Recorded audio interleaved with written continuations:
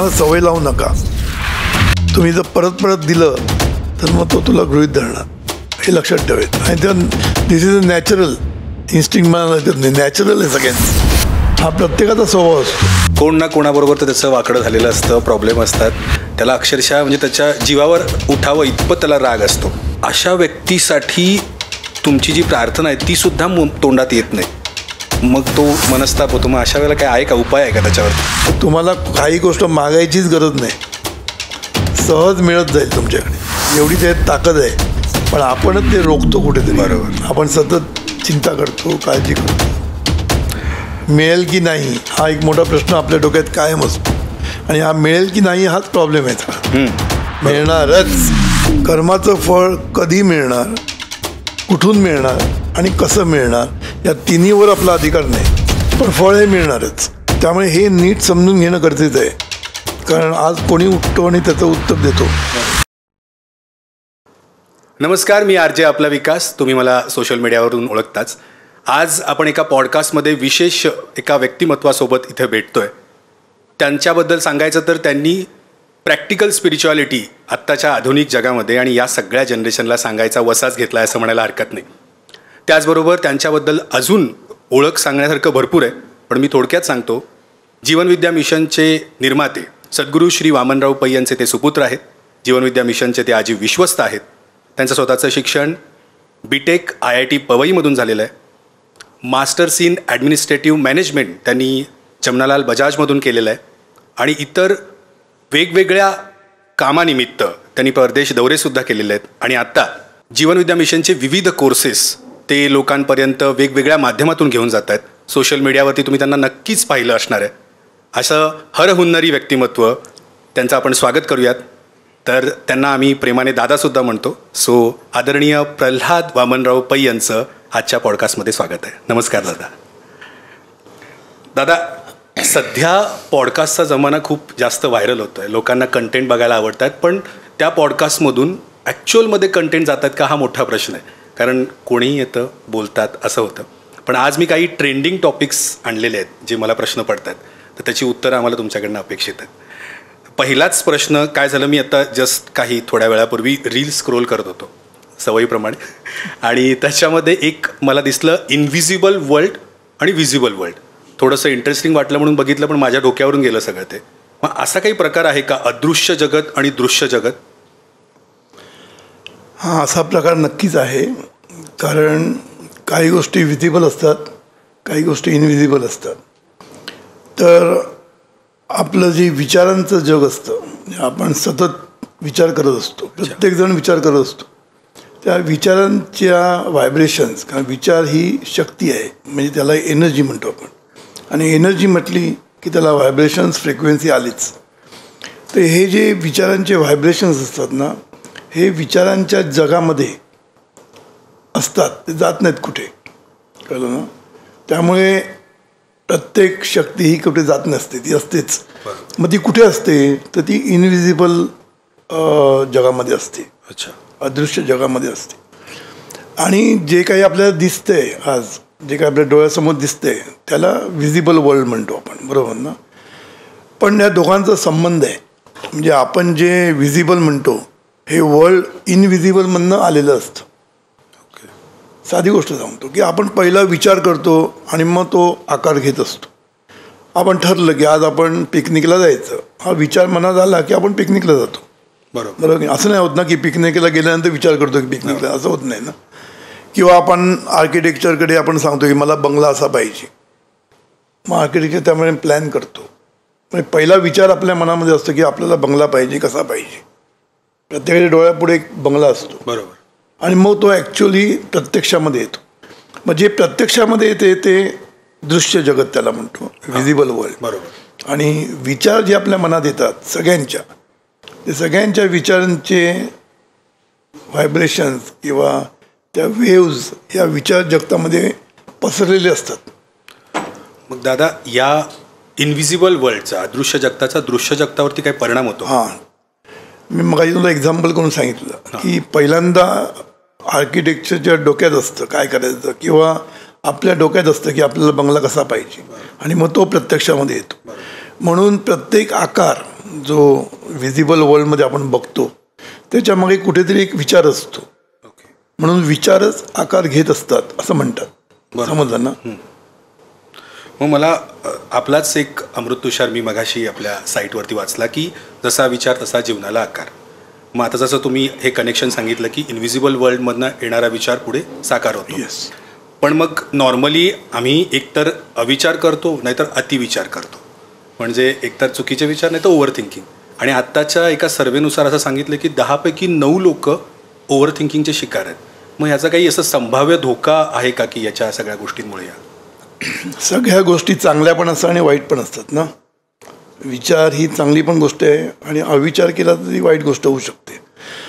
म्हणून आपल्याला ना आपलं जीवन म्हणजेच विचार आहे, एक लक्षात ठेवायचं. आपण आयुष्यभर काही करत नाही, दुसरं विचारच करत असतो. सबंध दिवस आपण फक्त विचार करतो झोपेपर्यंत, आणि खूप विचार केला तर झोप पण लागत नाही कधी. समजा ना. म्हणून आपण सबंध दिवस फक्त विचार करत असतो.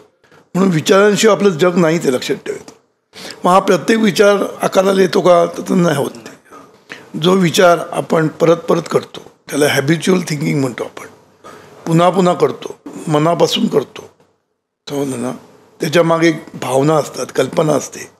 या कल्पनाशक्ती आणि भावनाशक्तीचं त्याला बळ असेल तर तो विचार आकाराला येतो. ओके, समजलं ना? म्हणजे असं समजायचं का की मग हे जे ओव्हर थिंकिंग होतं ते हॅबिच्युअल थिंकिंगमध्ये कन्व्हर्ट होतं? आता ओव्हर थिंकिंग जेव्हा आपण करतो तेव्हा ते जर निगेटिव्ह असेल तर त्याच्यातनं माणूस डिप्रेशनमध्ये जाऊ शकतो. हो. कारण एखादा निगेटिव्ह विचार जर पुन्हा पुन्हा तू करत राहिला की मग तुझं चिंतन अनिष्ट चिंतन होत जातं. बरोबर. आणि ती चेन लांबत जाते. हो. आणि त्याच्यातनं माणूस कधी कधी डिप्रेशनमध्ये जाऊ शकतो. म्हणून निगेटिव्ह विचारांचं चिंतन हे आपल्यासाठी खूप धोक्याचं आहे. पण याचा अर्थ वाईट चांगले विचार केले तर वाईट आहे का? नाही, चांगले विचार केले तर चांगलंच आहे. बरोबर. तू जर चांगले विचार करू शकलास सतत की माझं चांगलंच होतं आहे, I will go at the top म्हणतात ना हल्लीची मुलं. हे असे चांगले विचार केले ना तर कधीच आपल्याला वाईट त्रास होत नाही कुठेच. म्हणून ओव्हर थिंकिंग जेव्हा म्हणतो आपण तेव्हा ते अविचाराचंच असतं, वाईट विचारांचं थिंकिंग असतं. पण दादा तुम्ही म्हणाला की चांगले विचार केले त्याचा फायदा होऊ शकतो, पण ते जमत नाही ना, तर मग काय करायचं? कुठलीच गोष्ट खरं म्हणजे आपल्याला चांगली गोष्ट जमत नसते. बरोबर. म्हणून सद्गुरू नेहमी म्हणतात की जे आपल्या हिताचं आहे ते आपल्याला आवडत नाही आणि आपल्याला जमत पण नाही. समजलं ना? बरोबर. पण जे हिताचं नाही ते सहज जमतं ना. सिगारेट एवढ्या सांगायला लगेच ओढतील. अभ्यासाला बस म्हटलं तर बसणार नाही मुलं, हो की नाही? त्यामुळे जे काही आपल्या हिताचं असतं ते आपल्याला आवडत नाही, ते आपण करत नाही. आणि जे अहिताचं आहे किंवा जे वाईट आहे ते आपण लगेच करतो. तोच नियम इकडे पण लागू आहे. निगेटिव्ह विचार करायची आपल्याला सवयच झालेली आहे. बरोबर. आता तू म्हणशील का झाली आहे, तू म्हणशील का झाली आहे ही निगेटिव्ह विचारांची? कारण आपलं नॅचरल इन्स्टिंक्ट आपलं भय आहे. आहार, निद्रा, भय आणि मैथून हे नॅचरल इन्स्टिंक्ट आहे आपलं. बरोबर. म्हणजे लहान मुलांपासून प्रत्येकाला एक भीती असतेच. हो. कसली भीती माहीत नाही, कसली ती भीती असते. हो. मग या भीतीतनंच चिंता आणि काळजी निर्माण होत असतं. चिंता काळजी ही भीतीचीच हे आहेत, अपत्य आहेत, हो की नाही? म्हणून आपल्याला नेहमी उद्या वाईटच होईल अशीच भीती असते. बरोबर. चांगलं होईल असा विचार कोण करतच नाही. म्हणून आपल्याकडे जे नॅचरल इन्स्टिंक्ट आहे ना, भय म्हणून, त्याच्यातनं ही चिंता काळजी निर्माण होत असते. म्हणून आपण आयुष्यभर पुढे काय चांगलं होईल असं कोण विचार करत नाही, वाईट होईल असाच विचार करतो किंवा त्याची चिंता काळजी करत बसतो. होईल असं म्हणत नाही, मग चिंता काळजी करत राहतो. समजलं? बरोबर. म्हणून निगेटिव्ह विचार सहज येतात. हो. निगेटिव्ह विचार कुठले असतात? चिंता काळजी ना. आणि काय असतं? किंवा भूतकाळातलं अनिष्ट चिंतन, म्हणजे कोणीतरी आपल्याला अपमान केला असेल, कोणीतरी आपल्याला त्रास दिला असेल तर ते आपल्या पुढे, किंवा वाईट घटना घडली असेल ती पुन्हा पुन्हा आपल्या मनात येते. कळलं की नाही? त्यामुळे अशा गोष्टींनीच आपलं निगेटिव्ह थिंकिंग होत असतं. दादा तुम्ही भीतीबद्दल बोललात ना, आता मी ओव्हर थिंकिंगचे जेवढे काही कोणाचे सेशन्स वगैरे बघितलेत त्यात एक लोकांचा प्रॉब्लेम आहे, कल्पनेच्या विश्वात ते अडकलेले असतात आणि अनामिक भीती घेऊन जगतात, जसं तुम्ही सांगितलं. तर मग हे खूप सिव्हिअर झालेलं आहे दादा, तर मग काय करायला पाहिजे अशा वेळेला? कल्पना हा विचारांशी संबंध असतो ना. तुझ्याकडे भीती निर्माण होते. भीती ही भावना आहे खरं म्हणजे. कल्पना आणि भावना अशा 2 गोष्टी आहेत. पहिला विचार, मग त्याचा कल्पना आणि मग भावना. मग एखादा विचार आपल्या मनात येतो. समजा आपला मुलगा घरी उशिरा आला किंवा घरी पोचला नाही, तर पहिला विचार काय येणार? त्याला काहीतरी झालं नसेल का? त्याला ॲक्सिडेंट झाला नसेल का, हा निगेटिव्ह विचार पहिला आहे ना. कारण भीती नॅचरल इन्स्टिंक्ट आहे, त्यामुळे पहिलं चिंता काळजी लागणार. मग ही चिंता काळजीचं रूपांतर कल्पनेमध्ये होणार. म्हणजे काय, मग आपण कल्पना करणार काय झालं असेल, त्याला तो पडला असेल का, काहीतरी झालं असेल, कोणी पळवून नेलं आहे का, अशा आपण कल्पना करायला लागतो. आणि मग त्याच्यातनं भावना निर्माण होतात. त्या भावना म्हणजे दुःखाची, भीतीची, निराशेची, या सगळ्या भावना निर्माण होतात. त्यामुळे ह्या कल्पना भावना सगळे एकत्रच आहेत, ते सगळे भाऊबंद आहेत एकमेकांचे. मग त्याचीच एक चेन होऊन ओव्हर थिंकिंग चेन होत जाते. मग याला रिप्लेसमेंट काय सांगाल? म्हणजे या प्रश्नाचं जर कन्क्ल्युजन करायचं असेल तर ओव्हर थिंकिंगला रिप्लेसमेंट किंवा उपाय सांगायचं म्हटलं तर? म्हणून निगेटिव्ह गोष्टीबद्दल विचार करत बसायचं नाही. ओके. पहिली गोष्ट एक लक्षात ठेव की कुठल्याही गोष्टीचा फायदा आणि तोटा आपण बघतो की नाही.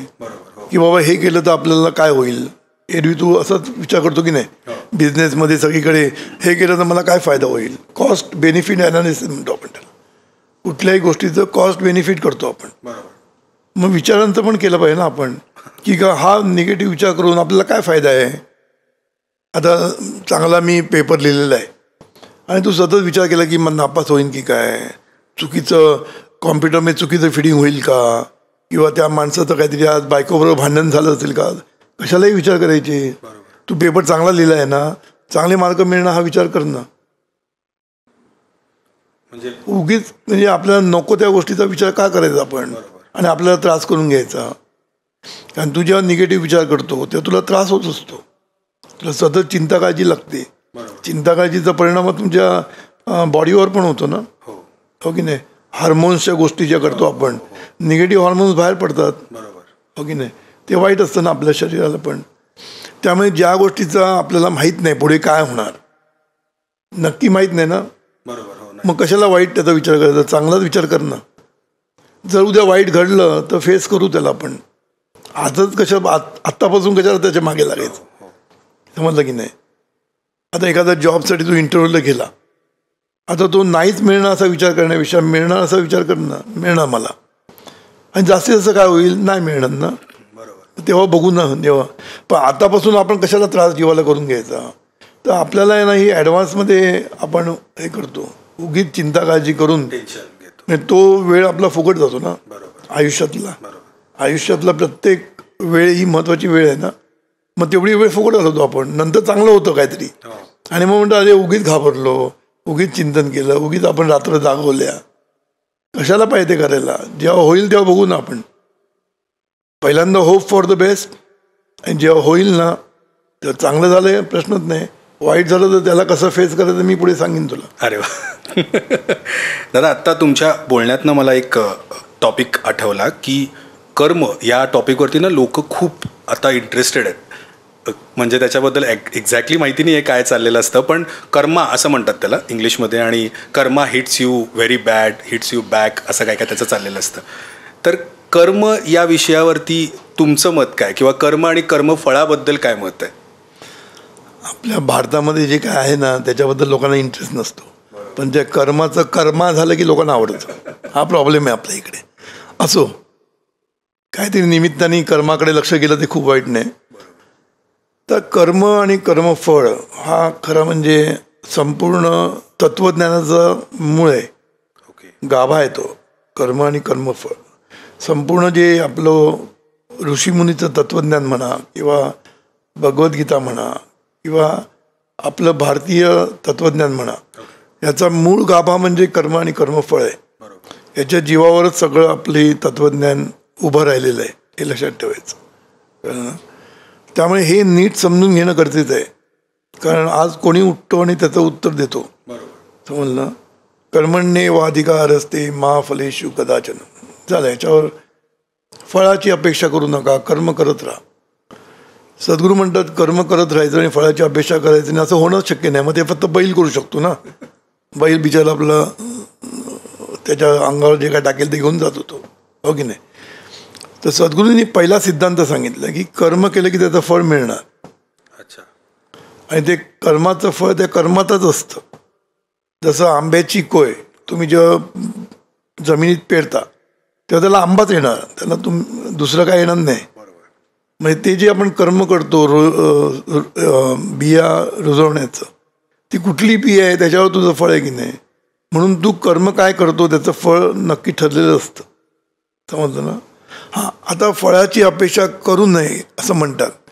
कारण आहे त्याला, कारण आपला अधिकार कर्मणे व अधिकार असते. म्हणजे काय, कर्मणी एव अधिकार असते असं आहे त्याचा अर्थ.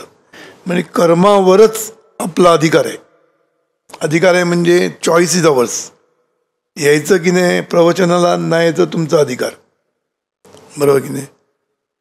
म्हणून कुठलीही गोष्ट आपल्याला चॉईस असतो आयुष्यामध्ये. प्रत्येक क्षणाला आपल्याकडे चॉईस असतो, करायचं की नाही करायचं. समजलं ना. मग हा चॉईस म्हणजेच आपलं कर्म आहे, लक्षात ठेवायचं. म्हणजे या कर्मावर आपला अधिकार आहेच. म्हणजे वी हॅव अ चॉईस. कळलं ना. लोकांनी तुम्हाला दारूचा पेला दिला हातात, घ्यायचं की नाही इथं चॉईस फॉर यू, बरोबर की नाही. म्हणून कर्मावर अधिकार आहे, फळावर अधिकार नाही. मा फलेषु कदाचन, फळावर कदापि नाही. आता याचा अर्थ काय, फळ मिळणार नाही असं आहे का. हां, तर सद्गुरू काय सांगतात की तुम्ही जेव्हा कर्म करतात तर तुम्हाला फळ हे मिळणारच. आता फळ हे कुठून मिळणार, कधी मिळणार आणि कसं मिळणार, या तिन्ही गोष्टी आपल्या अधिकार नाही आपला. समजलं. परत सांगतो, कर्माचं फळ कधी मिळणार, कुठून मिळणार आणि कसं मिळणार, या तिन्हीवर आपला अधिकार नाही, पण फळ हे मिळणारच. हां, आता हे जे फळ असतं ते कधी कधी आपल्याला अपेक्षेप्रमाणे मिळतं. आता तुझ्या गालावर कोणी मारली किंवा तू कोणाच्या गालावर मारली की तुला अपेक्षा आहे की तो सुद्धा 2 मारणार तुझ्या, बरोबर ना. त्यामुळे काही कर्माची फळं ही अपेक्षित असतात. बासुंदी सपाटून खाल्ली की फळ मिळणारच, बरोबर की नाही. ते अपेक्षित फळ असतं, तरी आपण करतो ती गोष्ट वेगळी. तर काही फळं अपेक्षित असतात, काही फळं अपेक्षेपेक्षाही चांगली मिळतात. समजलं ना. म्हणजे अपेक्षा करतो त्याच्याशी चांगलं मिळतं. फॉर एक्झाम्पल प्रमोशन, तुला वाटलं आपल्याला चांगलं एक 20,000चं 25,000चं प्रमोशन आणि एकदम 50चं मिळतं, अपेक्षेबाहेर मिळतं, बरोबर. म्हणून काही काही अपेक्षेप्रमाणे मिळतात, काही अपेक्षेबाहेर मिळतात, काही वेळा अपेक्षेपेक्षा कमी मिळतात आणि काही काही वेळेला अनपेक्षित मिळतात. अनपेक्षित म्हणजे अनपेक्षित म्हणजे तू विचारच केलेला नसतो त्याचा. आता कधी कधी होतं ना, आपण कधीच विचार केलेला नसतो की मला प्रमोशन मिळेल, काय मिळेल, अरे परवाच तर मिळालं, आता परत कसं मिळेल, म्हणून आपण विचारच करत नसतो. पण आपल्याला अचानक डबल प्रमोशन मिळतं, काय मिळतं, याचा कोणी विचार केलेला असतं. मग काही काही लोक मला म्हणतात की आम्ही ह्या गोष्टीचा विचारच नव्हता केला आणि आम्हाला मिळालं. समजलं ना. ह्याचाच अर्थ काय, फळ कुठून कसं मिळेल हे अजून ठरलेलं नसतं, ते कुठल्याही प्रकारे मिळू शकतं. आता सासूने सुनेचा छळ केला म्हणजे कोणतरी तिचा छळ करेल असंच नाही, तिला दुसऱ्या अंगाने ती आजारी पडेल, तिला खूप वेदना जाणवतील, कुठल्याही प्रकारे तिला ते फळ मिळू शकतं. पण ते मिळणारच, फळ मिळणार. अरे बापरे. पण ते अनपेक्षित आहे. तिला अपेक्षा काय असणार, किंवा मी छळलं मी तिला अपेक्षा नाही असणार. सांगतो तुला की आपल्याला अपेक्षेप्रमाणे वाटतं छळ म्हणजे मिळालं पाहिजे, तसं मिळत नाही. कधी कधी कधी वेगळंच फळ मिळतं, अपेक्षेपेक्षा वेगळंच असं पण मिळू शकतं. ह्याला कारण आहे, तू जेव्हा सत्कर्म करतो, आता कर्म आणि कर्मफळ म्हणजे काय की तू सत्कर्म केलं की तुला चांगलं फळ मिळणार, तू दुष्कर्म केलं की वाईट फळ मिळणार. आता सत्कर्म आपण जेव्हा करतो, एखाद्यावर उपकार करतो, त्याचं फळ त्याच्याचकडनं मिळेल असं नाही ना, दुसराच कोणतरी तुला उपयोगी पडतो. समजलं ना. तू चांगली सत्कर्म केली तर तुला कधीतरी जॉब चांगला मिळतो, मग ह्याचा काय संबंध आहे का. हां, मग आपण जेव्हा सत्कर्म करतो त्याचं फळ सुख असतं. मग ते सुख तुम्हाला कशा प्रकारे द्यायचं हे तो ठरवतो, म्हणजे कॉस्मिक कॅल्क्युलेशन ठरवतं, म्हणजे निसर्ग नियम ठरवतात. समजलं. आता तुम्ही जे एक्सप्लेनेशन दिलं त्याच्यातनं एक प्रतिप्रश्न म्हणजे सेम मला असा आला, बरेचदा लोक नात्यामध्ये कोणाबरोबर तरी असं किंवा कुठलंही नातं असेल तर एखाद्यासाठी मी एवढं केलं आहे, मनापासून केलं आहे, त्याच्यासाठी मी जीव ओतून काम केलं आहे, स्वतःला विसरून काम केलं आहे, तरीसुद्धा त्याने माझ्याबरोबर वागताना चुकीचं वागला हे शल्य घेऊन जगतात. अशा वेळेला म्हणून हा सिद्धांत नीट समजून घेतला ना तर कोणाला वाईट वाटणार नाही की मी कर्म माझ्या मुलासाठी केलं, मुलाला मी एवढं वाढवलं, पण मुलगा मला विचारत नाही. पण विचारणार दुसरं कोणतरी असतंच, पण तिकडे लक्ष नसतं, तिथे लक्ष नसतं, आपल्याला त्याच्याचकडनं पाहिजे असतं. हा आपला हट्ट असतो. त्यामुळे आपण निराश होतो, आपल्याला त्रास करून घेतो जीवाला. पण जीवाला त्रास कशाला करायचा? आपण आपलं कर्तव्य म्हणून कर्म करताना कर्माची पण जात आहे आणि फळाचा हेतू जो आहे ना तो पण निरनिराळे असू शकतात. म्हणजे मी आंब्याच्या बिया टाकल्यानंतर किडकं फळ पण येऊ शकतो. आंब्याचं येईल पण ते किडकं येऊ शकेल, हो की नाही? किंवा गोड नसेल ते फळ मिळणार तेच. पण त्या बीच्या जातीवर सगळं आहे ना. तसं कर्माच्या जाती आहेत. त्या जातीप्रमाणे तुला फळ मिळत असतं. नेमक्या जाती कशा समजायच्या? कर्माच्या जाती मी सांगितलं ना, सत्कर्म दुष्कर्म या कर्माच्या जातीच आहे. नियत कर्म जी साधी आपण करतो नेहमीची, अशा कर्माच्या जाती असतात. सत्कर्म सुद्धा निर्णय जाती आहेत. आता तू दान करतोस, आता दान कोणाला करतो ह्याला पण महत्व आहे ना. दान कुठल्या हेतूने करतो?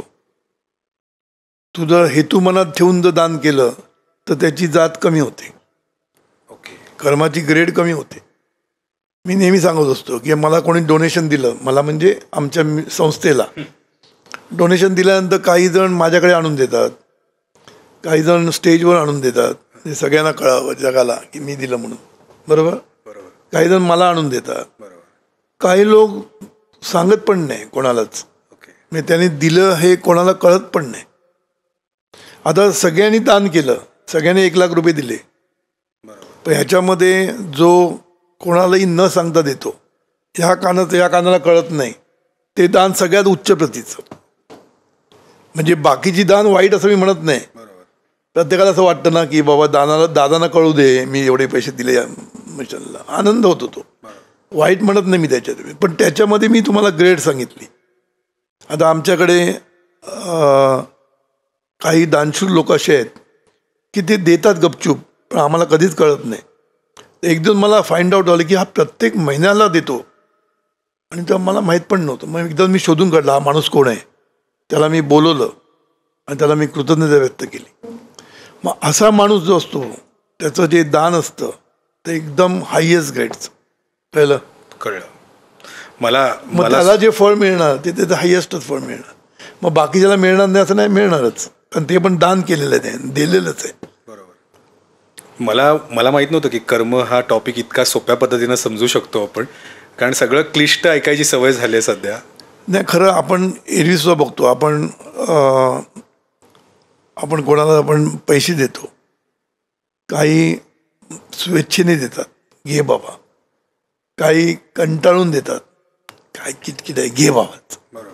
घे बाबा म्हणजे ग्रेड कमी झाली लगेच, केलं ना, कळलं ना मला काय म्हणायचं. त्यामुळे कर्माची जात असतेच नेहमी. कर्म कुठल्या, आणि हेतू म्हणजे फळ असतं ना, हे फळाचा जो विचार करतो ना त्याचा जो हेतू असतो ना तो जर व्यापक असेल तर कर्माचं फळ जास्त मिळतं. व्यापक म्हणजे काय, आपण साध्या साध्या गोष्टी जीवनविद्येमध्ये शिकवतो.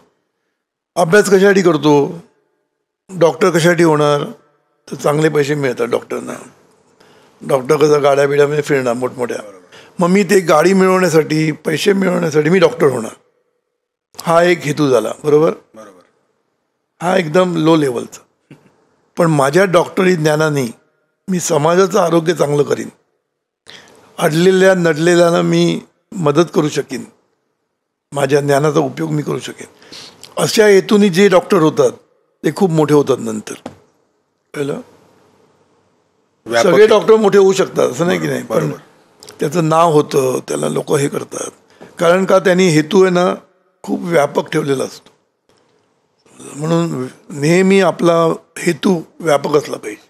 अभ्यास कशासाठी करायला, तर मार्कासाठी नुसतं नाही, ज्ञानासाठी, आणि ज्ञानाचा उपयोग राष्ट्र प्रगतीसाठी. एवढा मोठा विषय असेल, विचार असेल एखाद्या मुलाचा, तर मार्क सहज मिळतात. हा जो व्यापक हेतूचा तुम्ही पॉईंट सांगितला, तर मग एवढा व्यापक हेतू जर असेल आपला खरंच, तर मग ते अपेक्षेपेक्षा ते काहीतरी घबाड मिळतं तसंच मिळणार. येस, घबाड मिळणार. तर मला आता याच्यामधूनच एक होतं की कर्म तुम्ही म्हणालात, तर अगदी थोडक्यात मला कर्म म्हणजे नेमकं समजायचं काय ते पण सांगा, म्हणजे ते पण कन्फ्युजन नको. कर्म फळ कळालं, पण कर्म म्हणजे काय, तुम्ही जे काही करता त्याला कर्म म्हणता. अच्छा, खाल्लं तरी ते कर्मच असतं, त्याचं मग फळ मिळतं ना. पचतं आणि तुझं शक्ती मिळते तुझ्या अंगाला. त्यामुळे जे जे तू करतो ते सगळं कर्मच असतं. पण साधारण त्याच्यात प्रकार म्हणजे विचार, उच्चार, आचार आणि इच्छा. अच्छा. या 4 प्रकारे आपण कर्म करत असतो. इच्छा म्हणजे काय, आपण लोकांचं भलं होऊ दे म्हणतो किंवा लोकांचं वाटोळ होऊ दे म्हणतो, ही इच्छा झाली. बरोबर. हा विचार पण आहे आणि इच्छा पण आहे. इच्छा असते ती दुसऱ्यांप्रती असते किंवा आपल्याप्रती पण असते. म्हणून इच्छा, विचार, उच्चार आणि आचार या 4 मार्फत आपण सतत कर्म करत असतो. शिवाय देतो, हे कर्मच झालं, त्याचं फळ मिळतं ना. मग हे जे हे 4 प्रकारामध्ये आपण कर्म सतत करत Yes. असतो आणि त्यामध्ये तुम्ही सांगितल्याप्रमाणे जर तो त्याचं फळ मिळणारच. मिळणारच. क्या बात आहे. आता दादा मला एक प्रश्न विचारायचा की आता हे आपण दुसऱ्यांच्या अनुषंगाने वगैरे बघितलं. नॉर्मली लोकांचा एक मेजर प्रॉब्लेम हा आहे की त्यांना स्वतःवरती अन्याय करून घ्यायची सवय असते. म्हणजे बरेचदा एखाद्यासाठी करत राहायचं, मी मगाशी विचारलं, एखाद्यासाठी करायचं, स्वतःची किंमत ठेवायची नाही, स्वतःचा विचार करायचा नाही, स्वतःलाच गृहीत धरून लोकांसाठी करत राहायचं आणि त्याचा मोठेपणा लोकांना सांगायचा की मी एवढं जीव ओतून करतो एक सगळ्यांसाठी वगैरे. तर हे कितपत योग्य आहे स्वतःवर अन्याय करून दुसऱ्यासाठी करणं? कारण मी तुमची जी प्रार्थना आहे ते बघितली, सर्वांचं भलं कर, सर्वांचं कल्याण कर. मग स्वतःवर अन्याय करायचा का आणि दुसऱ्यांसाठी भलं करत मागायचं का? हा प्रश्न खरंच खूप सुंदर आहे. कारण तू सुरुवातीला जे बोललास की प्रॅक्टिकल स्पिरिच्युअलिटी आम्ही सांगतो. बरोबर. आम्ही सांगतो म्हणजे सद्गुरू सांगतात. म्हणून सद्गुरू श्री वामनराव पै यांचं महत्त्व हेच आहे की त्यांनी स्पिरिच्युअलिटी ही प्रॅक्टिकल केली. दुसरं काय, त्यांनी ही स्पिरिच्युअलिटी किंवा अध्यात्म हे प्रपंचामध्ये आणलं. आतापर्यंत अध्यात्म वेगळं, प्रपंच वेगळा. ज्यांनी प्रपंच करायचं त्यांनी अध्यात्म नाही, अध्यात्म करायचं आणि प्रपंच नाही, असं होतं. त्यांनी प्रपंचामध्येच अध्यात्म आणलं आणि जे अध्यात्म आणलं ते प्रॅक्टिकल आणलं. कुठेही आदर्शवाद हा सद्गुरूंना मान्यच नाही आहे. आदर्शवाद म्हणजे सगळं त्याग करणं सद्गुरूंना मान्य नाही. पहिलं तू तुझं बघ, तुझं सांभाळून इतरांना दे, कळलं. हा सद्गुरूंचा मूळ मुद्दा आहे. तसंच वाईट गोष्टीमध्ये सुद्धा आहे. तुम्ही इतरांना गृहीत धरू नका आणि इतरांना आपल्याला गृहीत धरायला देऊ नका. सगळीकडे बॅलन्स. म्हणून सद्गुरूंनी अध्यात्म हे बॅलन्स केलेलं आहे. अध्यात्मामध्ये कुठेही आदर्शवाद नाही आहे. सगळी त्याग करून टाक, सगळं सोडून लोकांना देऊन मदत कर, नाही. पहिलं तुझं सांभाळ, तुझी टोपी सांभाळ आणि मग दुसऱ्यांना दे. तुम्ही आता बोलता बोलताच मला पुढचा मुद्दा दिलात. मला हा विचारायचा होता, गृहीत धरणं हे आजकाल खूप होतं आहे. मला तर वाटतं की ऑलमोस्ट आत्ता जी नाती खराब होत आहेत त्यात सगळ्यात मोठं कारण टेकन फॉर ग्रांटेड आहे. तर ह्याबद्दल थोडं सांगा की गृहीत धरणं कितपत डेंजरस? गृहीत धरणं हे डेंजरस आहेच आणि प्रत्येकजण गृहीत धरत असतो, हे पण सांगतो. तू आणि मी पण गृहीत धरत असणार. कारण एखादा माणूस रोज सहज कुठली गोष्ट देतो आपल्याला, मग ते आपण गृहीत धरतो, ते दिलंच पाहिजे म्हणून. 10 वेळा दिला आणि 11 वेळा नाही दिलं तर आपण चिडतो मग त्याच्यावर. म्हणून त्यालाच गृहीत धरणं म्हणतात. सवय लावणं पण सवय लावणं. म्हणून सवय लावायची नाही कधीच कोणाला. आम्ही नेहमी सांगतो की कोणाला सवय लावू नका. तुम्ही जर परत परत दिलं तर मग तो तुला गृहीत धरणार, हे लक्षात ठेवायचं. आणि त्या दिस इज अ नॅचरल इन्स्टिंक्ट मला लागत नाही, नॅचरल आहे सगळ्यांचं. हा प्रत्येकाचा स्वभाव असतो. म्हणून नवरा बायको रोज तिला डबा देत असणं हातामध्ये, आपण सवय करतो ना डबा हातात देण्याची, मग तो त्याला ती सवय होते. मग एक दिवस नाही दिला तर तडफडणार. म्हणून पहिल्या दिवसापासून बायकांनो लक्षात ठेवा, पहिल्या दिवसापासून उगीच लाड करू नका ती. कारण सुरुवातीला नवीन नवीन दिवस असतात तेव्हा आपण काय करू आणि काय नको असं होतं, त्याचे परिणाम असे होतात नंतर. म्हणून पहिल्यापासून बॅलन्स ठेवायचं सगळीकडे, कधी द्यायचं कधी नाही द्यायचं. मी मागे एकदा सांगितलं होतं, असंच कौटुंबिक सौख्यमध्ये सांगितलं होतं की सुरुवातीला रोज जर तू फुल घेऊन आलास ऑफिसमधनं येताना, मग तू फुल होणार नंतर.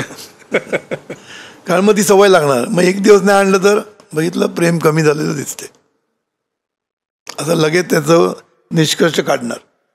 म्हणून कधी द्यायचं कधी नाही द्यायचं, सवय नाही लावायची.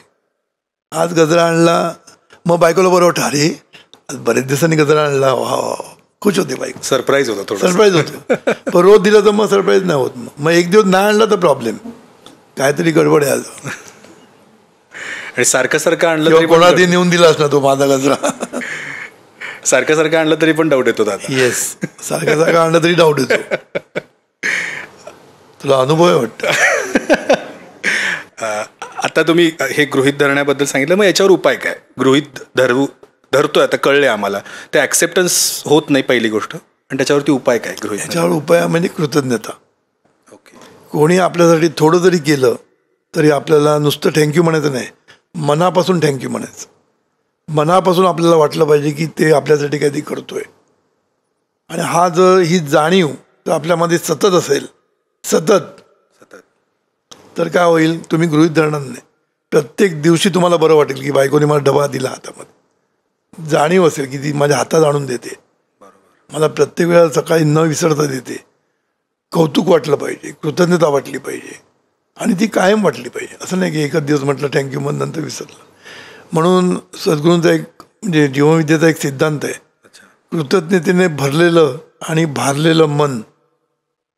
कृतज्ञतेने भरलेलं आणि भारलेलं मन तुम्हाला जीवनामध्ये सगळं काही देऊ शकतं, आयुष्यामध्ये सगळं काही मिळू शकतं तुम्हाला. अशी गॅरंटी आहे? गॅरंटी. सद्गुरू जे बोलतात ना, सद्गुरू जे सांगतात ते गॅरंटी सांगतात, 100% गॅरंटी. अशी गॅरंटी कोण देत नाही. आता तर गॅरंटीच देत नाहीत दादा, कशाची, वॉरंटीवर आलेलं आहे सगळं. तर कृतज्ञतेनं भरलेलं कळलं की मनामध्ये भारलेलं काय? भारलेलं म्हणजे आपण म्हणतो ना, एक माणूस त्या भावामध्येच असतो कायम. अच्छा. म्हणजे कृतज्ञता भरलेलं म्हणजे प्रत्येक वेळा तुम्हाला कृतज्ञता वाटते, पण कृतज्ञता भाव हा आपल्याकडे भरलेलाच आहे. भावाने आपण भारलेलोच आहोत कायम.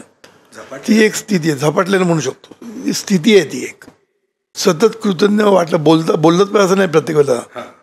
ते व्यक्त करणं निरनिराळ्या प्रकारे तुम्ही करू शकता. बायकोला प्रत्येक वेळेला थँक्यू म्हटलं पाहिजे असं नाही. आपल्या डोळ्यातून सुद्धा ती बायकोला कळतं की किती भरून आलं याला. बरं, कधी कधी आपण कोणाला मदत करायला भरून येतं, बरोबर की नाही. तो बोलत नाही, त्याला बोलता पण येत नाही, पण त्याला भरून येतं ना. त्याच्यातनं कळतं आपल्याला की तिला जाणीव आहे म्हणून, बरोबर ना. आणि तुम्ही जे वागता संबंध दिवस तिच्याशी, त्याच्यातनं मग कळतं की तिला जाणीव आहे आपल्या नवऱ्याला. बरं, हे जर वाटेल तसं बोलायला लागला काय, तर मग कळतं आपलं की जाणीव नाही आहे. बरोबर, कळलं ना. आता मी नवऱ्याला डबा म्हटलेला आहे, पण हल्लीच्या जगात तसं नाही आहे. बायकोला पण डबा भरून द्यायला लागतो कधी कधी नवऱ्याला, नाही तर माझ्यावर लगेच लोक म्हणतील अरे असं काय, बायकोच फक्त डबा दिला पाहिजे काय, नवऱ्याने पण द्यावा बायकोला. मला ॲक्च्युअल विश्वास बसत नाही आहे ही सगळी उत्तरं ऐकताना. मग कारण इतकं प्रॅक्टिकल स्पिरिच्युअलिटी मी फक्त इंट्रोडक्शन करून देताना बोललो, पण मला ते फील होतं की जीवनविद्येची प्रॅक्टिकल स्पिरिच्युअलिटी. म्हणून तरुणांना आवडतं ना. बरोबर. आजकाल ही जीवनविद्या तरुणांना का आवडते? आज जर तुम्ही बघितलं तर तरुणच जास्त मागे. हो. याला कारण का? कारण ही तरुणांना पटते. बरोबर. याच्यामध्ये कुठेही आदर्शवाद नाही, कुठेही दैववाद नाही आहे. प्रयत्नाला महत्त्व दिलेलं आहे, आणि प्रयत्न जर नीट दिशेने केला तर तुम्हाला फळ मिळणार ह्याची गॅरंटी पण दिली. क्या बात. आणि आता तुम्ही तरुणांचा विषय काढला तर त्यांचं ट्रेंडिंग सगळं असतं, सगळ्या गोष्टी. तर तुम्ही सुद्धा ट्रेंडिंग बऱ्याच गोष्टी करता, मी बघतोय तुम्हाला रील्सवरती आणि याच्यावरती. तर या सोशल मीडियाबद्दल काय मत आहे तुमचं? सांगितलं ना, कुठलीही गोष्ट अति केली तर वाईट. बरोबर. समजलं ना. अति थँक्यू म्हटलेलं मग वाईट. मग कंटाळतं लोक, काय सगळं थँक्यू म्हणतोय. मनात म्हण ना, तू दाखवून दे ना तुझ्या वागणुकीतनं, तू त्याला काहीतरी मदत कर ना, बरोबर की नाही. बरोबर. त्यामुळे कुठलीही गोष्ट अति केली की लोकांना कंटाळा येतो. मग ते कुठलेही असू दे, अध्यात्मामध्ये सुद्धा, कार्यामध्ये सुद्धा, किंवा साधनेमध्ये सुद्धा अति केलं तर लोकांना आवडत नाही. बरोबर. आता तू घरी आमच्याकडे लोक प्रार्थना म्हणतात ना, मग आता प्रार्थना म्हणताना बाबा मी आता प्रार्थना म्हणते, मध्ये जर नवऱ्याने किंवा बायकोने विचारलं, आता उत्तर देत नाही, मी माझी प्रार्थना चालू, असं नाही चालणार ना. मग घरचे लोक कंटाळणार नाही, काय चालले प्रार्थना संबंधी आणि आमचं काम होत नाहीत, ते उत्तर देत नाही आपल्याला, असं होतं ना. म्हणून कुठल्याही गोष्टीचा अति करायचं नाही कधी. सगळीकडे प्रॅक्टिकल, बॅलन्स, सुवर्णमध्य. सद्गुरूंची जीवनविद्या सुवर्णमध्य सांगते. कुठल्याही गोष्टी अति करताना सांगत नाही, आणि सोडायला पण सांगत, काही सोडायला पण सांगत नाही, आणि काही जास्त धरायला पण सांगत. वा. धरायला सांगते, पण ते आता मी बोलत नाही, काय धरायचं ते सांगतो. तर आता मी खूप एका सेन्सिटिव्ह मुद्द्यावरती तुम्हाला एक प्रश्न विचारतो. नॉर्मली लोकांच्या आयुष्यात एक विलन असतो प्रत्येकाच्या, कोण ना कोणाबरोबर तर त्याचं वाकडं झालेलं असतं, प्रॉब्लेम असतात, त्याला अक्षरशः म्हणजे त्याच्या जीवावर उठावं इतपत त्याला राग असतो.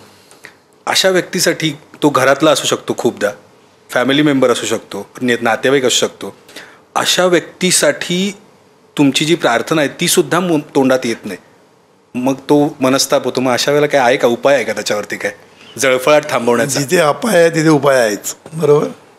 आता हे सगळं काय आपल्या विचारांच्या लेवललाच होतं ना. बरोबर. एखादा माणूस आपल्याला आवडत नाही, हे लेवल आपल्या विचारांच्या लेवललाच होतं ना. मग विचार बदलायचे. सोपं आहे ना. एवढं सोपं नाही आहे ते. काय असतं माहिती आहे की एखादा माणूस आपल्याला त्याचा राग येतो. हां. आता पुन्हा कॉस्ट बेनिफिट ॲनालिसिस. हा राग आल्याने त्याला काय फायदा आणि तुला काय फायदा हे मला सांगू शकशील तू? त्याला काय फायदा? त्याला काय पडलेलंच नाही. तू रागव नाही तर काही कर. हो. बरोबर. तो तिकडे निवांत पण असतो. तो निवांत असतो, त्याला काहीच माहीत नसतं. तू नुसतं रागाने फडफडलेला असतो. बरोबर. याचा त्रास कोणाला होणार? मला. कारण जेवढ्या तुमच्या भावना तीव्र तेवढे तुमच्या हार्मोन्सला प्रॉब्लेम होणार. बरोबर की नाही. विष निर्माण होतं. तुम्ही जेवढे रागवतात, लाल बुंद होतात माणसं, माहिती आहे ना, त्याच्यातनं सगळी निगेटिव्ह हॉर्मोन्स बाहेर पडतात. बरोबर. आणि त्याचं विष आपल्या शरीरामध्ये भिनतं आणि शेवटी त्रास तुम्हालाच होतो. म्हणून जे खूप असे रागिष्ट माणसं असतात त्यांना सगळे प्रॉब्लेम्स असतात खूप. बापरे. समजलं ना. म्हणून एक लक्षात ठेवायचं की रागून काय फायदा आहे त्याच्यावर. आयदर त्याच्यापासून लांब राहा, त्याचा विचारच करू नको, सोडून दे त्याला, तू अलिप्त हो त्याच्यापासून, डिटॅच होऊन जा. हा एक विषय आहे. नाही तर त्याला बरं करण्याचा प्रयत्न करा. तो आपला जवळचा असेल समजा, त्याच्याशिवाय आपलं चालत नाही आहे. आता बॉस आहे आपला, तर बॉसचा आपल्याला राग आहे, पण तो बॉस काय आपण बदलू शकतो? नाही. तू नोकरी बदल नाही तर. हो की नाही. पण बेस्ट थिंग काय माहिती आहे की शुभचिंतन करायचं आपण. रागावरचा उपाय म्हणजे रागाच्या विरुद्ध काय आहे, शांत राहायचं आणि शुभचिंतन करायचं. ह्याचा फायदा काय होणार? आता ह्याचा फायदा होतो, तुम्ही जेव्हा शुभचिंतन करता दुसऱ्याबद्दल, ते हे चिंतन दुसऱ्यामध्ये तर पोचतं. मग मी सांगितलं व्हायब्रेशन पोचतात. हो. आपल्या व्हायब्रेशन दुसऱ्यांपर्यंत पोचतात. आपण व्हाईब्स म्हणतो त्याला. हां, व्हाईब्स. आणि तो माणसाचे व्हाईब्स किती चांगले आहेत. व्हाईब्स काय नसतं, त्याचे व्हायब्रेशन, त्याचे विचारांचे व्हायब्रेशन्स हे जगामध्ये पसरलेले असतात आणि त्याचा परिणाम तुमच्यावर होत असतो. कळलं ना. म्हणून आपण शांत होऊन, आपल्याला माहिती आहे रागाने आपल्याला त्रास होणार, मग याचा उपाय काय आहे? आयदर तू त्याच्यापासून लांब राहा, हा एक उपाय. लांब राहणं शक्य नसेल तर त्याच्याबद्दल सतत शुभचिंतन करायला सुरुवात कर. म्हणजे नेमकं काय करायचं? म्हणजे त्याचं भलं करतं, आपण देवाचं भलं कर म्हणूया. चांगला विचार त्याच्याबद्दल करायचं. देवाचं भलं कर, देवाचं कल्याण कर, देवाचा संसार सुखाचं कर, देवाची भरभराट होते, देवाला चांगली बुद्धी दे. तू जे काही शुभचिंतन करशील ते विचार हळूहळू त्याच्यापर्यंत पोचतील. हळूहळू म्हणजे पोचतात. हळूहळू तुला रिस्पॉन्स यायला सुरुवात होईल आणि हळूहळू तो माणूस तुमच्याबद्दल जे विचार करतो ते बदल व्हायला लागेल आणि त्याच्यामध्ये बदल होऊन तो तुमच्याशी चांगला होईल. हा एक झाला. तुम्हाला तो माणूस नकोच असेल, लांब ठेव, कशाला विचार करायचा त्याच्याबद्दल. बरोबर ना. बरोबर. मग घरातलाच व्यक्ती असेल तर मात्र ती साधना करायला लागेल. देवाचं भलं कर. याला आम्ही साधना म्हणतो, कारण हे सहज साध्य होत नाही. बरोबर. जे सहज साध्य होत नाही ना त्याला साधना करायला लागते, साध्य होईपर्यंत. समजलं ना. जितकी कडक म्हणजे प्रॉब्लेम जितका कडक, तितकी साधना जास्त लागते. तेवढा पेशन्स पण ठेवायला लागेल. पेशन्स ठेवायला लागतो. पण याच्यात पण गॅरंटी आहे का होणारच? 100%. कारण हे सायन्स आहे. गॅरंटी म्हणजे आम्ही अंधश्रद्धेने गॅरंटी देत नाही. बरोबर. हो. की सद्गुरू सांगतात म्हणून असं नाही सांगत. हे सगळं विज्ञाननिष्ठ आहे. आता एनर्जी ही विज्ञाननिष्ठ आहे ना. बरोबर. विचार ही शक्ती सगळेजण मान्य करतात. विचारांचे व्हायब्रेशन सगळे मान्य करतात. विचारांचे व्हायब्रेशन सगळीकडे पोचतात हे पण मान्य करतात. बरोबर की नाही. एक्स्ट्रा सेन्सरी परसेप्शन वगैरे माहिती आहे, तो ऐकलं असेल. त्याच्यामुळे त्यांनी प्रूव्ह केलेलं आहे. त्यामुळे ह्या सगळ्या गोष्टी सायंटिफिक आहेत आणि सायंटिफिकमध्ये जर तुम्ही सायंटिफिकली सगळं केलं तर तुला 100% रिझल्ट मिळणार, हे नक्की. हे सगळं सायन्स आहे ॲक्च्युअलमध्ये. सगळं सायन्स, निसर्ग नियमावर आधारित जीवनविद्या आहे. जीवनविद्या मला वाटलं म्हणून सांगितलेली नाही. बरोबर. जीवनविद्येचा प्रत्येक सिद्धांत, प्रत्येक काय म्हणतात विचार हा सगळा निसर्ग नियमावर अवलंबून आहे. सगळं निसर्ग नियमाशी संबंधित केल्यामुळे इट इज सायंटिफिक. खरं आहे. आणि निसर्ग नियमावर असल्यामुळे सगळ्यांना सेम. मग तो गोरा असू दे, काळा असू दे, ना तर आणि कुठला असू दे, कुठल्याही देशातला असो, कुठल्याही जातीचा असू दे, सगळ्यांना सेम. तिथे काय नाही, तिथे रिझर्वेशन वगैरे काय नाही आहे. आता एक असा प्रश्न आहे दादा, मला वाटतं की बरेचदा वाईट परिस्थिती वाटायला, आता इथे मला वाटतं हे बघणाऱ्यांच्या अर्ध्या लोकांचा हाच प्रॉब्लेम असणार की वाईट परिस्थितीमध्ये आहोत आम्ही. आता वाईट परिस्थितीत आहोत म्हटल्यावरती हे तुम्ही सांगितलेलं साधना, ती देवाचं भलं कर किंवा ती प्रार्थनासुद्धा येत नाही. अजून जास्त घाणेरडे विचार मनात येत राहतात आणि मग असं होतं एका पॉईंटला की पिचत जातो माणूस आणि काहीच होत नाही. मग अशा वेळेला काही उपाय आहे कुठला त्याच्यावरती? उपाय सगळीकडे आहे. तुम्ही एकत्र बसून करा. कधी कधी एकटं जमत नाही आपल्याला, सतत विचार मनात येतात. एकत्र बसून जर केलं, तुमची मैत्रिणी असतील किंवा तुमचा ग्रुप असेल, जीवनविद्येमधल्या समविचारी माणसांचा ग्रुप असेल, एकत्र बसून करा ना. एकत्र बसून केल्याने काय होतं माहिती आहे, आपोआप सगळ्या गोष्टी होतात. एकटा घरी असलं की होत नाही कुठली नाही होत. समजलं ना. म्हणून कधी कधी आपल्या घरामध्ये आजारीपणा, सद्गुरू म्हणतात, कोणी आजारी पडलेला असेल तर त्याला तुम्ही सांगितलं प्रार्थना म्हणून त्याला म्हणता येत नाही, पण निदान तो ऐकू तर शकतो. बरोबर. मग सगळ्यांनी तर त्याच्या घरी जाऊन प्रार्थना म्हटली म्हणजे त्यांच्या ओळखी, किंवा मशीन लावलं आपलं प्रार्थनेचं, ऐकू तर शकतो ना तो. कळलं ना. म्हणून एकत्र बसून म्हणणं त्याची शक्ती पण जास्त होते. तुम्ही जेव्हा एकत्र प्रार्थना म्हणता तेव्हा त्याची एक शक्ती येते बाहेर, ऊर्जा म्हणतात त्याला. बरोबर. आणि ती ऊर्जा नेहमी रेझोनन्सप्रमाणे ती वाढते. कलेक्टिव्ह कॉन्शियसनेस त्याला म्हणतात. बरोबर. त्याने ती ऊर्जा वाढते. एकत्र बसून म्हणण्याने खूप डबल फायदा होतो. एरवी जो फायदा होतो ते डबल होतो. म्हणून आपल्याला एकत्र बसून करायची अशा वेळेला. आता कधी कधी मुलं आपली प्रार्थना म्हणायला तयार नसतात, मग आईवडिलांनी त्याच्याबरोबर बसायचं आणि चला आपण एकत्र म्हणूया. मग ते म्हणतात बिचारे, कारण एकत्र म्हटल्यानंतर त्यांना म्हणायला लागतं. मग सुरुवातीला 21 म्हण बाबा, चला आपण एकत्र 21 म्हणून. त्याला आवड निर्माण झाली की 51 करायची. असं करत करत आपण करू शकतो. समजलं ना. आता तुम्ही त्याच, म्हणजे माझा शेवटचा जो प्रश्न आहे त्याच्यावरतीच तुम्ही बरोबर मला आणलं. विश्वप्रार्थना हे सगळ्या प्रॉब्लेमचं सोल्युशन आहे असं तुमचं स्टेटमेंट आहे.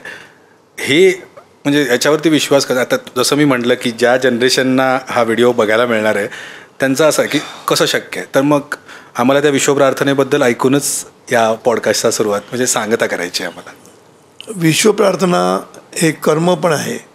अच्छा. आणि कर्मफळ पण आहे. बरं. कर्मफळ कसं, तू सर्वांसाठी मागतोयस, स्वतःसाठी मागत नाही आहे. म्हणून जेव्हा तू हे प्रार्थना म्हणतो, हे एक सत्कर्म आहे की आपण चांगली इच्छा करतो सर्वांबद्दल.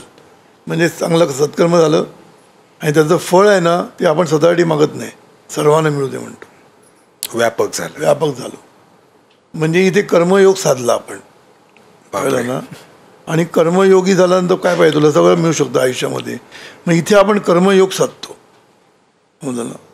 त्यामुळे आपण फळाची अपेक्षा आपल्यासाठी करतच नाही.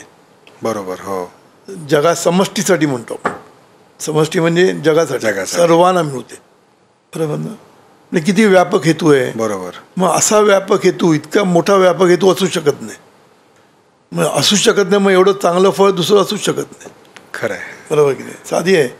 कर्माची जर तुझी हेतू व्यापक असेल तर तुला फळच व्यापक मिळतं. बरोबर. मग हे व्यापक फळ जे आपण मागतोय लोकांकडे, सद्गुरूंकडे किंवा देवाकडे, की सर्वांचं भलं होते, ह्याच्यापेक्षाही मोठा विचार असूच शकत नाही. असू शकत. आज आपण थिंक बिग म्हणतो. थिंक बिग म्हणजे काय, मी कसा मोठा होईल. अरे साधं मॅनेजरचा विचार करू नको, जनरल मॅनेजरचा कर. अरे जनरल मॅनेजर करू नको, व्हाईस प्रेसिडेंट कर. हे म्हणजे आपण थिंक बिगच्या गोष्टी करतो. पण सद्गुरूंनी असा एक विचार दिला आहे की त्याच्यापेक्षा चांगला मोठा विचार असूच शकत नाही. जेव्हा सर्वांचं भलं कर, ह्याच्यापेक्षा मोठा विचार नाही. म्हणून त्याला आम्ही सुपर पॉझिटिव्ह म्हणतो. ओके. सुपर पॉझिटिव्ह थॉट आहे तो. आणि सुपर पॉझिटिव्ह थॉटला सुपर पॉझिटिव्ह फळं मिळणारच आहे. बरोबर. त्यामुळे हे जर तुम्ही मनापासून सर्वांसाठी मागितलं तर सर्वांमध्ये तुम्ही आहातच. मगाशी मी कुठे गेलो होतो, मला तर विचारलं आहे आपण सर्वांसाठी का मागायचं. मग पहिलं मी असं म्हणतो प्रार्थना म्हणताना की मला मिळू दे आणि मग सर्वांना मिळू दे. मी त्याला एका मिनटात सांगितलं का माझ्या बाजूलाच बसलो, मी लगेच सांगितलं त्याला, अहो सर्वांना म्हणजे तू आहे ना, हां असं केला आणि निघून गेला. मी त्याच्या लक्षात पण नाही आलं. बरोबर. चांगला मोठा होता प्रोफेसर वगैरे, म्हणजे क्वालिफाईडनी हाय क्वालिफाईड होता, पण साधं शहाण पण नाही. त्याला समजलं की सर्वांमध्ये मी आहे हे त्याला समजलंच नाही. त्याला वाटत होतं की मी याच्यामध्ये थोडीशी चेंज करतो. मला म्हटलं काय, माझं पण भलं होते आणि सर्वांचं होते, म्हटलं असं करायची गरज नाही म्हटलं. आणि इथे तू स्वार्थ नाही ठेवलास ना तर तुझा आणखीन तुला फायदा होतो. जेवढा तू अहंकारी, जेवढा तू संकुचित, तेवढं तू संकुचित राहा आयुष्यभर. आणि जेवढा तू व्यापक, तेवढं तू व्यापक होणार. व्यापक होणार म्हणजे काय, तुला फळं व्यापक मिळणार. बरोबर. सगळं काही जीवनामध्ये टॉप टॉप टॉप मिळत तुझ्याकडे येत राहणार. पण त्याच्यासाठी मनापासून म्हटलं पाहिजे. बरोबर. प्रार्थना म्हणताना देवा सर्वांचं भलं असं मनापासून झालं पाहिजे आणि सतत वाटलं पाहिजे. त्या प्रार्थनेचे परिणाम काय आहेत, सतत मला दुसऱ्यांचं भलं झाल्यानंतर बरं वाटलं पाहिजे.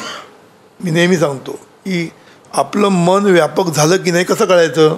बरोबर. हो. दुसऱ्यांना यश मिळालं की तुला आनंद होतो की नाही बघ, झालं कन्फर्मेटरी टेस्ट. जर आतून मत्सर वाटला की समजायचं अजून कच्चा बेकच्चा खरं नाही गुरु का बच्चा. म्हणून प्रार्थना आतमध्ये भिनली पाहिजे.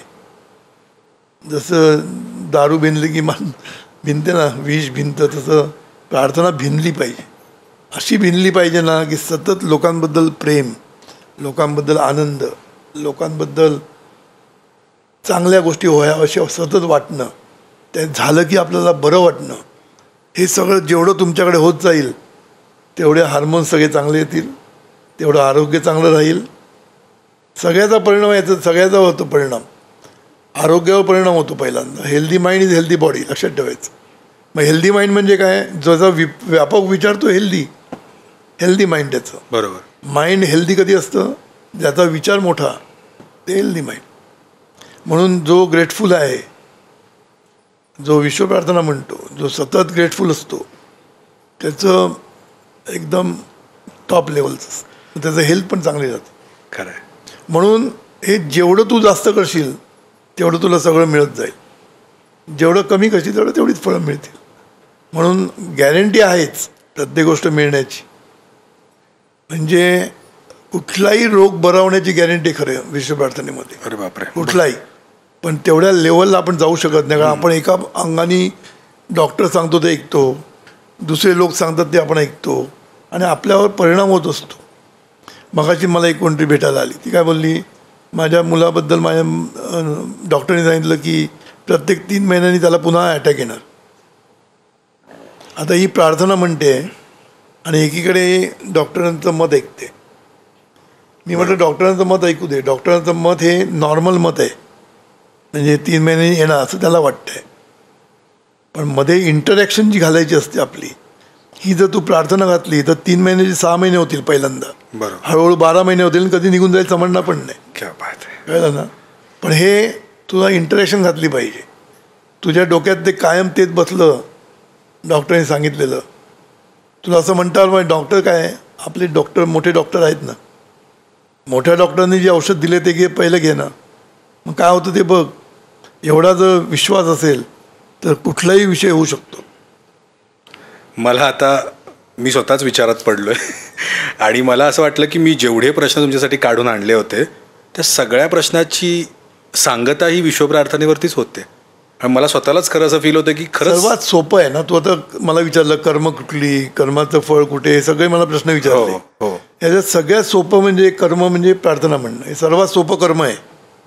याच्यासाठी तुला पैसा लागत नाही, कष्ट लागत नाही, जागा लागत नाही. कुठेही बस, कधीही बस, केव्हाही म्हण, कुठेही म्हण, एकत्र म्हण, एकटा म्हण, बापरे काहीच प्रॉब्लेम नाही ना. म्हणजे हे असं कर्म आहे की तू कुठेही करू शकतो. पैसाच लागत नाही त्याला, फक्त पै लागतात. पहिला मग हे जर तुला कर्म सोपं आहे आणि कर्माचं फळ एकदमच व्यापक आहे, मग आणि तुला सगळ्या प्रश्नाची उत्तरं ह्याच्यातून मिळणार ना. काही मागायची गरजच राहिली नाही आता. मागायची गरज नाही. प्रार्थना म्हटली की झालं का? न मागता सगळं काही मिळू शकतं, हे माझं वाक्य आहे. तुम्ही जेव्हा सतत ग्रेटफुल असतात, सतत लोकांबद्दल शुभचिंतन म्हणजे असतात, तर तुम्हाला काही गोष्ट मागायचीच गरज नाही, सहज मिळत जाईल तुमच्याकडे. एवढी त्यात ताकद आहे. पण आपणच ते रोखतो कुठेतरी. बरोबर. आपण सतत चिंता करतो, काळजी करतो, मिळेल की नाही हा एक मोठा प्रश्न आपल्या डोक्यात कायम असतो. आणि हा मिळेल की नाही हाच प्रॉब्लेम आहे सगळा. मिळणारच. प्रत्येक गोष्ट जे होते ती चांगलं होणारच असं म्हणत राहायचं. जे होणार चांगलंच होणार, जे होतंय चांगल्यासाठीच होतंय. हा विचार पक्का करा, विचार पक्का मारा, शिक्का जीवनविद्येवर. नाही, मला लिटरली आता असं खरंच वाटतं, ते तुम्ही जो वरती भर दिलात ना, तो आता फील होतोय मला.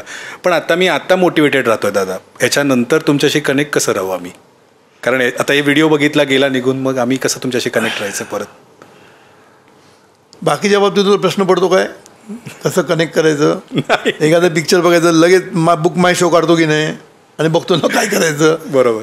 तसं आपल्याकडे आहेत ना, जीवनविद्येचे शो भरपूर आहेत आपल्याकडे. आपलं ॲप आहे. अच्छा, ओके. जीवनविद्या ॲप आहे, त्या ॲपवर जाऊ शकतो. जीवनविद्या यूट्यूब चॅनल आहे. जीवनविद्येचे कॉन्फरन्स कॉल असतात. इंस्टाग्रामवरती पण. जर आमच्या कुठल्याही लोकांना विचारतं तुला सांगू शकतात. खरं आहे. फक्त विचारायचीच म्हणजे तसदी घ्यायला लागेल तुला. म्हणजे थोडक्यात तुम्ही जीवनविद्या कुठल्याही सोशल मीडियाच्या प्लॅटफॉर्मवर सर्च केलं तर तुम्हाला आदरणीय प्रल्हाद दादा आणि सद्गुरूंचा लगेच सहवास तिथे लाभेल. आपलं इंस्टाग्राम आहे, माझं इंस्टाग्राम आहे, जीवनविद्येचं इंस्टाग्राम आहे, माझं फेसबुक पेज आहे जीवनविद्येचं आहे, यूट्यूब चॅनल जीवनविद्येचं आहे. तिथे कुठेही तुम्ही नुसतं टाकलं प्रल्हाद पै म्हणा किंवा जीवनविद्या टाकलं तरी सगळे तुम्हाला बघायला मिळतील. सगळं फुकट आहे, फ्री. आणि आपले सत्संग चालतात, बऱ्याच गोष्टी अवेलेबल करून ठेवलेल्या आहेत आपण. तर ते सगळ्या जे जमेल ते करावं माणसाने. आणि तुम्ही ॲपबद्दल पण बोललात, ते ॲप हे जे मस्त केलं आहे त्याच्यामुळे तुम्हाला सतत रोजच्या रोज या सगळ्या साधना करायची तुम्हाला एक सवय लागते. अच्छा. त्याच्यामध्ये कृतज्ञता साधना आहे, त्याच्यामध्ये मानसपूजा आहे, त्याच्यामध्ये प्रार्थना आहे, प्रार्थनेचं काउंटिंग आहे आतमध्ये. ओके. नंतर कॉन्फरन्स कॉलचं रेकॉर्डिंगचं आहे, सगळं काही त्याच्यामध्ये आहे. मग तुम्ही हे जीवनविद्या ॲप डाउनलोड करा आणि कनेक्ट व्हा. कनेक्ट तुमच्याशी कनेक्ट झालं की लाईफ जिंगायला आला असं म्हणू शकतो आपण. तर मला वाटतं की यापेक्षा सुंदर सांगता या आपल्या पॉडकास्टशी होऊ शकत नाही.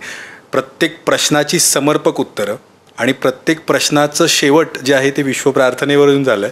तर मी सगळ्यांना विनंती करेन की तुम्हीसुद्धा जीवनविद्येच्या सगळ्या सोशल मीडिया साईटला जाऊन भेट द्या.